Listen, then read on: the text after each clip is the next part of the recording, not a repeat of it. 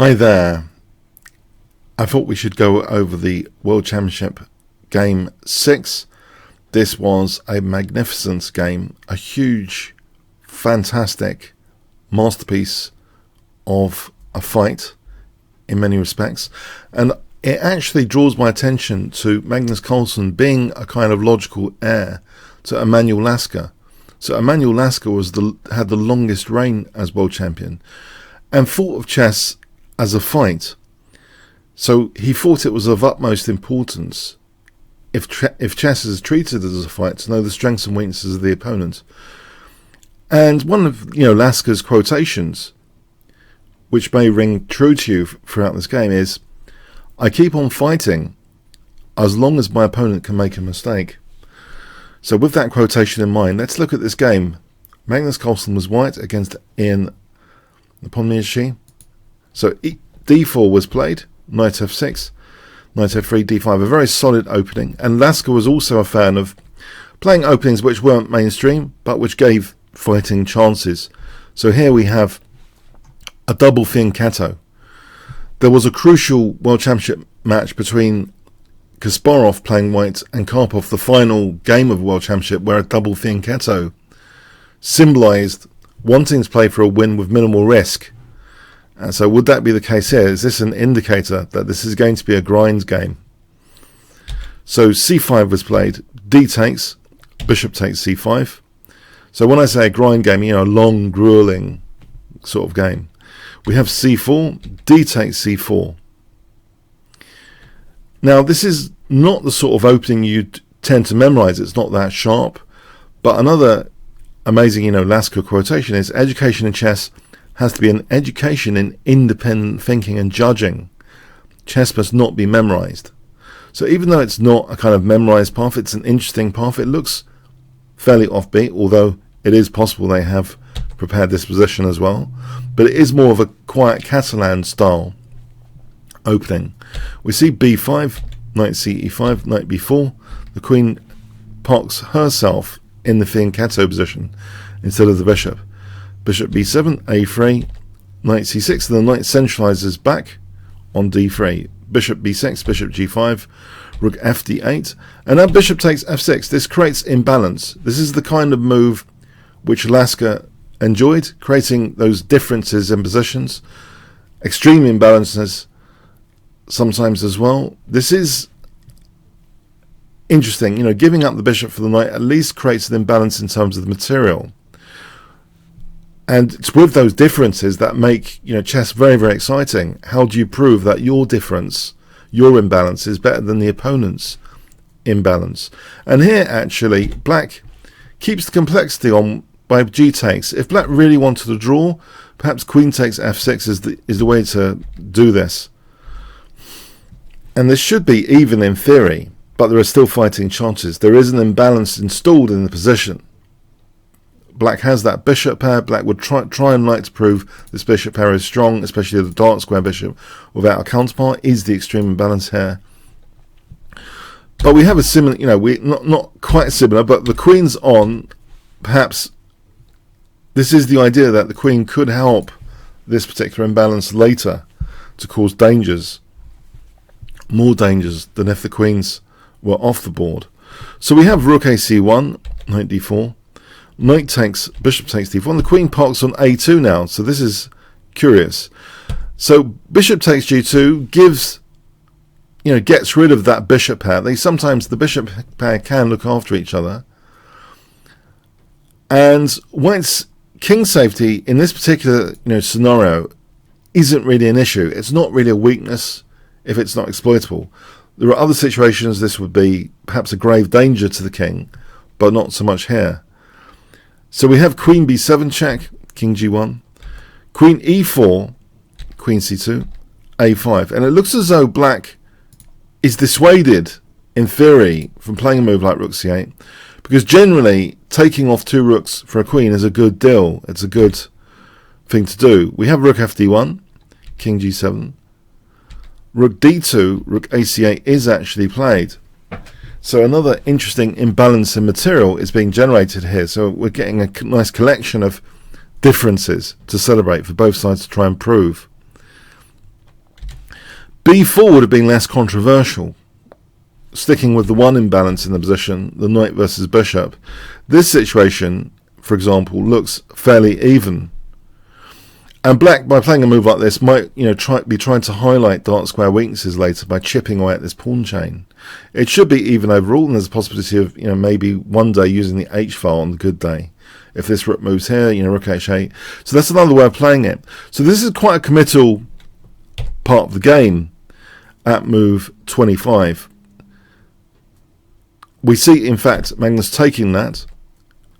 So 2 rooks for a queen, another imbalance in the position. Queen d5, b4, a4, e3, bishop e5, h4, h5, and now king h2. Bishop b2, and it looks as though, hold on, isn't this dangerous? We see rook c5, queen d6, and now actually rook d1. This is an interesting tactical moment at move 33. It seems, tactically, white had this forcing move, which encourages bishop takes a3, but this would be dangerous because of knight f4, and the possibility of a rook invading the 7th rank would mean actually knight takes e6 is on the cards if this pawn is pinned. So as example, if queen f8, rook c7, we can see there's an immediate threat of knight takes e6 check here. So that's horrible. This is actually a horrible position for black to be in. And let's take another variation a bit further as an example. Queen e7, rook c8, and black taking. The rooks doubling here create a kind of mating net, after check, check. This would be mating. So this was a very, very exciting possibility. Perhaps it was overlooked or underestimated. If bishop e5, you might ask, the bishop can be put in the corner with f4. And this position is kind of interesting in that it's winning for white. So yes, that was an interesting opportunity, it seems, at move 33. It does seem a very dangerous idea at move 33. But rook d1 was played, and now we have bishop takes a3, rook takes b5.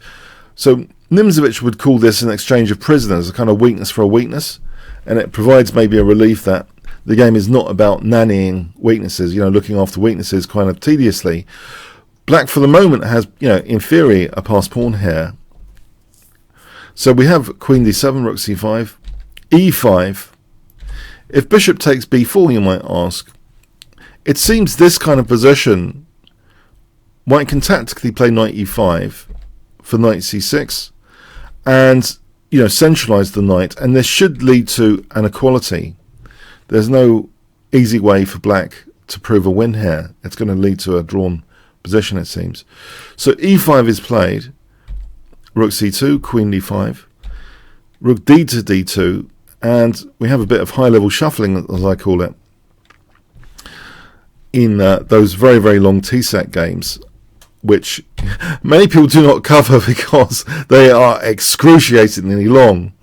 So is this game going to be very long? After queen takes b4, we have another exchange, knight takes e4.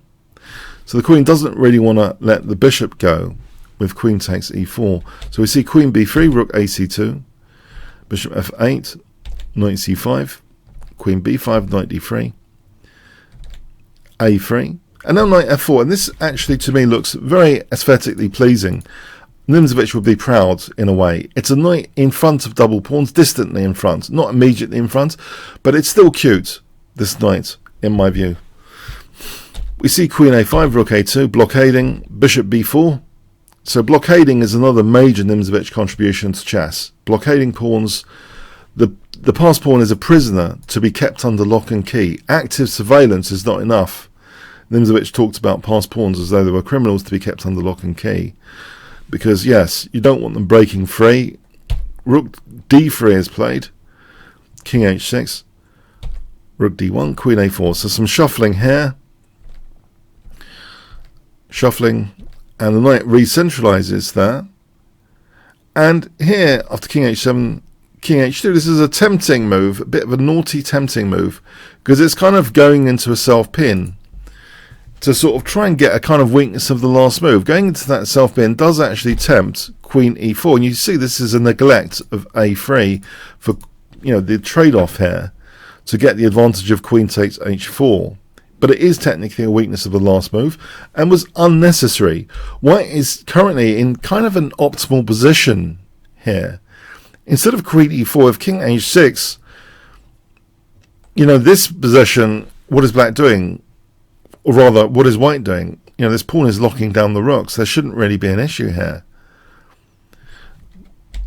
But we have queen e4. So to me, this looks like a weakness of the last move. And weaknesses of the last move have decided many past World Chess Championship games.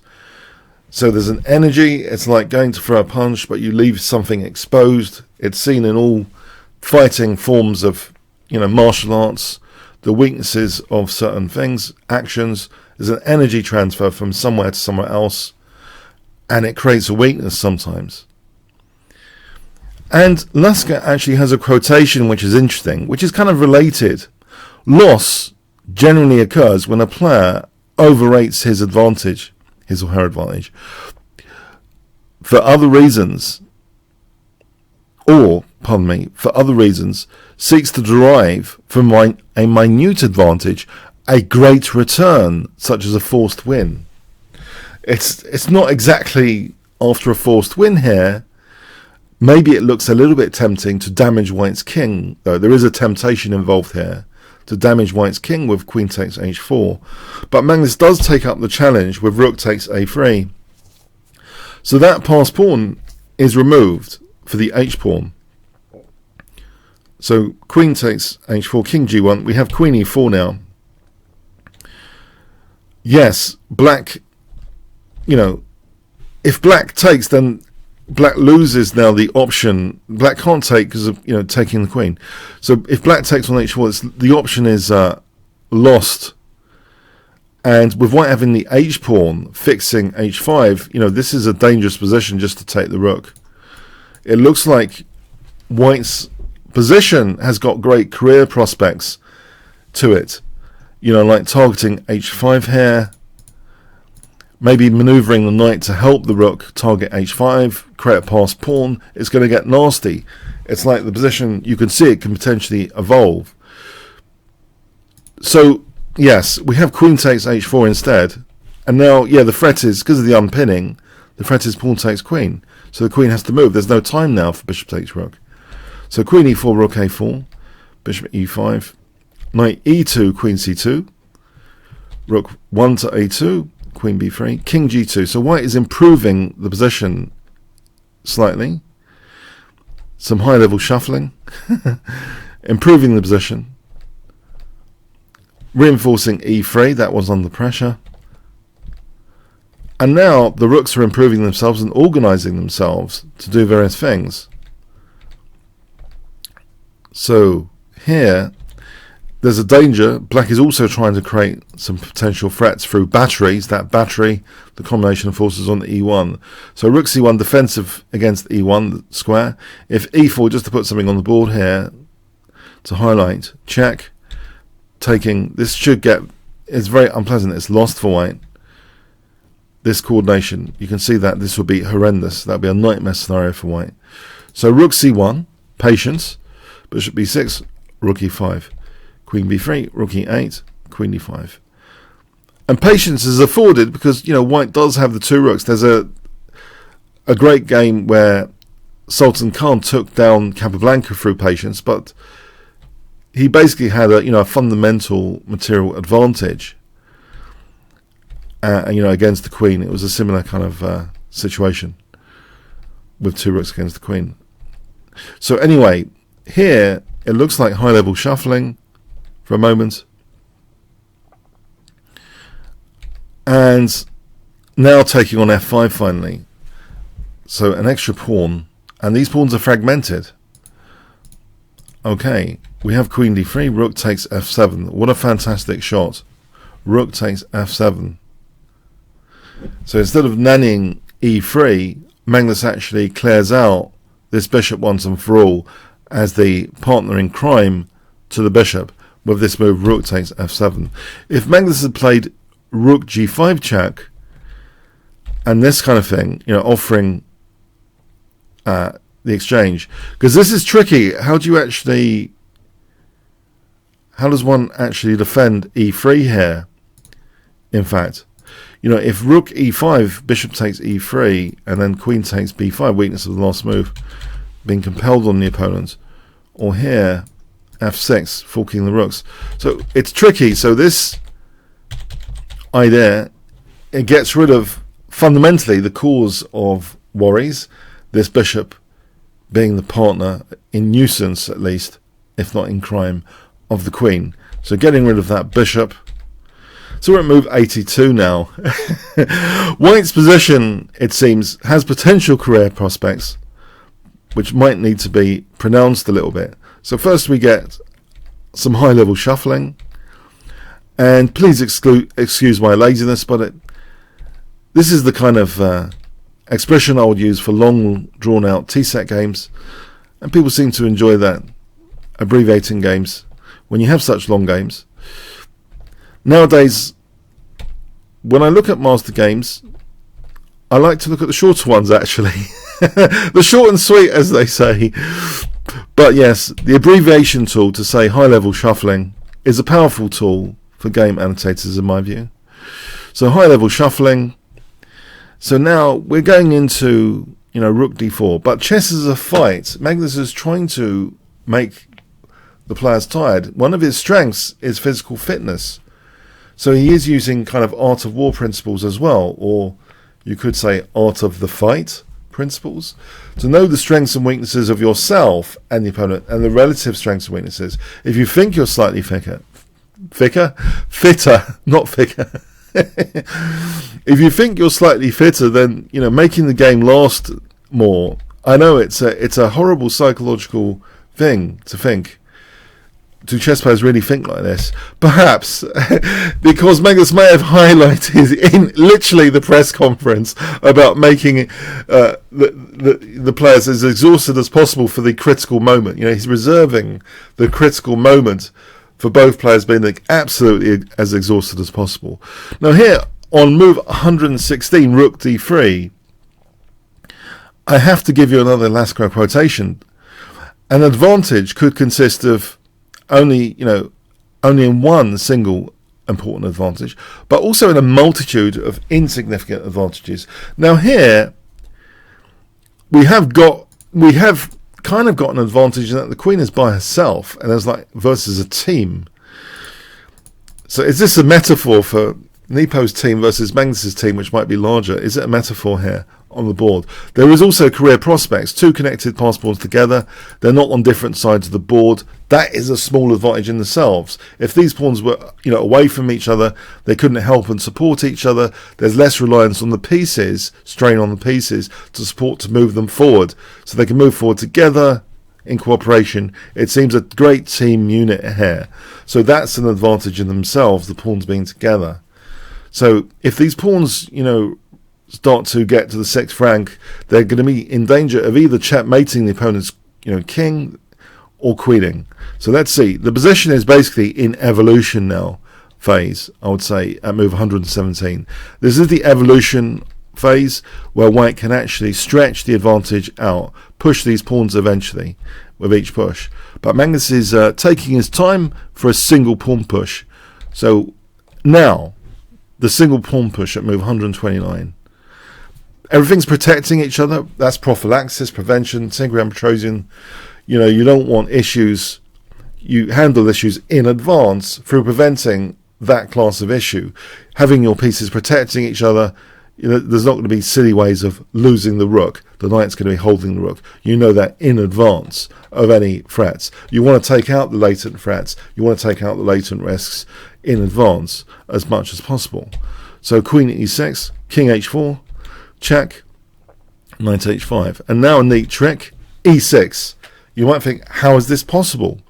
It's a little tactic at the service of strategy. If queen takes f5, then there's a weakness of the last move, knight g7, check, and this is enough to win. We're a knight up here. We're going to herd that pawn to queening. So, we have queen g6, rook f7, and now again, the pawn is immune because of knight g7 check. You know, if queen takes, we have knight g7 check, winning the queen. And this position is going to be winning because we're ahead of the pawn. We can force, you know, the opposition ahead of the pawn. So for example this, we're pushing our wave with the pawn. So that's also winning. So queen g6, rook f7. This is possible. Otherwise Magnus wouldn't play it generally. King d8. And now f5. The pawns together, that's a big, big strength. Connected passed pawns. There's an expression. Protected passed pawns on the 6th rank are worth their weight in gold. And after queen g1, we have knight g7, and there's a huge threat now of e7 check. So the game actually ended here after knight g7, because e7 is basically unstoppable. Okay, there's a few, you know, token checks to play out. As an example, check, check, if this did play out here. But, you know, at this point, e7, what other checks are there to use? The checks are going to be running out, basically. We can get extreme about it, actually. Let's say this position. Yeah, and now e7's coming. So, yes, the game actually ended after knight g7. So, and here is another major last quotation which kind of encapsulates this game. Chess is, above all, a fight. So I hope you enjoyed this very, very brief tour of this mammoth game. And I absolutely hate covering mammoth games. I have to say. Yes, my attention span, along with loads of millennials, is getting lower and lower through TikTok. So seeing a game like this is stretching our brains, guys. It's stretching our brains. We're regaining our brains. If we look at games like this, I'm sure our attention span may have just gone up a little, or at least we can gamify the game to break it into little sections and highlight key moments and truncate the boring bits. So anyway, whatever it is, this game has been covered now. My conscience is clear. There's not been too many World Championship decisive games. I felt I had to give this game a shot, whatever it took. And I hope you check out Lasker and his quotations, because to some grandmasters, you know, Lasker, you know, his rightful heir is actually Magnus Carlsen, a true fighter, a warrior of the chessboard. Chess, not so much a science, a theoretical exercise for the lab tacticians, technicians, not so much a science, not so much an art, but rather a fight. Okay. Comments, questions, likes, shares, subscribes, all appreciated. And check out my courses page. Still gigantic discounts for the next 2 days, guys. Check out the courses page. And actually, I am working on a Lasker course. So this match is absolutely fascinating. And it's revealing some of the same qualities of Emanuel Lasker can be seen in Magnus Carlsen. Okay. Thanks so much.